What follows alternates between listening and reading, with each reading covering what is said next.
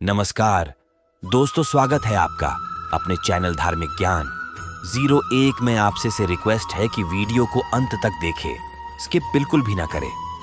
Video पसंद आए तो लाइक करें, साथ ही दोस्तों रिश्तेदार में शेयर एंड सब्सक्राइब जरूर करें, क्योंकि इससे हमें वीडियो बनाने का मोटिवेशन मिलता है। आज हम दुनिया का सबसे बड़ा पाप क्या है? अगर यह प्रश्न आपसे कोई व्यक्ति पूछे तो आप क्या जवाब देंगे? जब किसी भी व्यक्ति के सामने बात पाप और पुण्य की आ जाए तो व्यक्ति पुण्य को करने से पीछे नहीं हटता है, और यह बात भी सत्य है कि पाप करने से भी कोई व्यक्ति पीछे नहीं हटता है।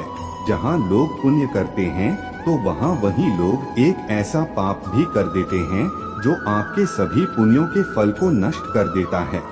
यहाँ तक कि उस व्यक्ति के पापों की सजा उस जन्म में और अगले जन्म में भी सहनी पड़ती है।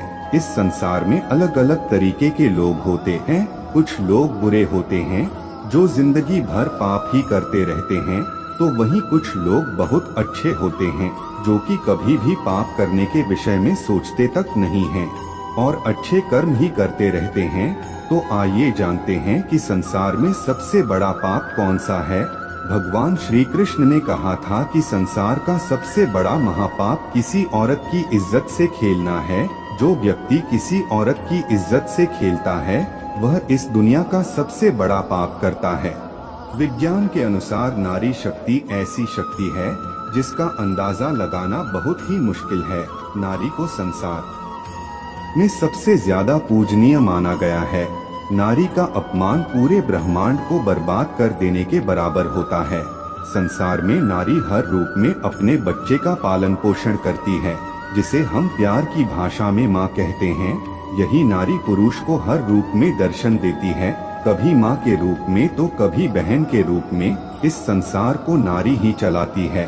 नारी को कष्ट देने वाला व्यक्ति करोड़ों पापों का भोगी बनता है। वहीं भगवान श्री कृष्ण ने भगवद गीता में कहा है कि जो व्यक्ति नारी की इज्जत करता है उसे इस जन्म में और अगले जन्म में कई करोड़ पुण्य हासिल होते हैं।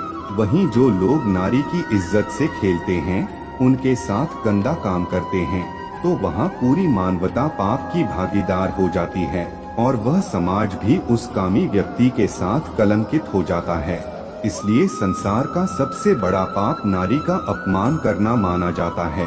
इसलिए ऐसा करने से बचें और नारी की सदैव इज्जत करें। किस उम्र तक मनुष्य के पाप को भगवान माफ कर देता है? पाप, पुण्य, स्वर्ग, नरक, जन्म, मृत्यु, यह सवालों के सही जवाब आज तक कोई नहीं जान पाया, लेकिन अलग अलग पुराणों की सहायता से हम आपके ये सवालों का जवाब देने के प्रयास करते रहेंगे। यह तो आप जानते हैं कि गरुड़ पुराण में हर पाप की अपनी सजा बताई गई है, और उसे चाहे जो भी करे, चाहे वो अपने माता पिता की सेवा न करना हो या किसी निर्बल मनुष्य को सताना हो, किसी स्त्री के साथ गलत करना हो, चाहे किसी पुरुष के साथ गलत करना हो, उसे उसकी सजा नरक में भोगनी ही पड़ती है। साथ ही गरुड़ पुराण यह भी कहता है, नरक में मनुष्य को सजा भोगने के बाद एक बार फिर से पृथ्वी पर जन्म लेना पड़ता है।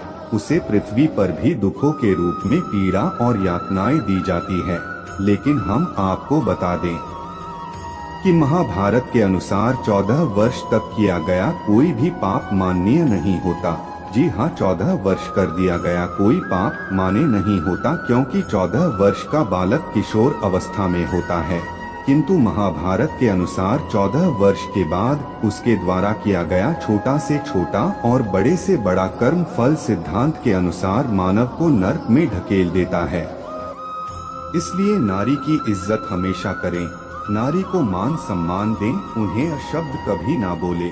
मित्रों, उम्मीद करता हूँ इस वीडियो में दी गई जानकारी आपको अच्छी लगे होगी। ऐसे ही वीडियो देखने के लिए हमारे चैनल को लाइक और सब्सक्राइब करें। धन्यवाद दोस्तों।